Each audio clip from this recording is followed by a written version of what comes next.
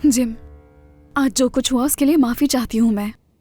तुम माफी मत मांगो तूबा, तुमने कुछ भी गलत नहीं किया है।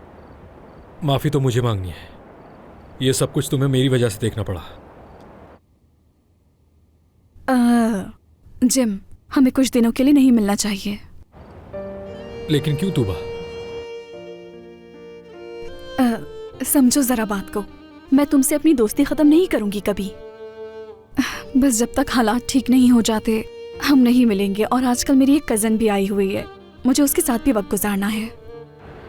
तुम्हारी कजन? हाँ हाँ बिल्कुल, मेरी फूफू की बेटी है। ठीक है तूबा,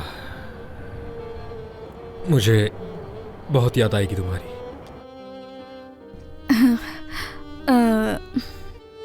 मुझे भी याद आएगी। खुदा हाफिज। चलो फिर बात होगी।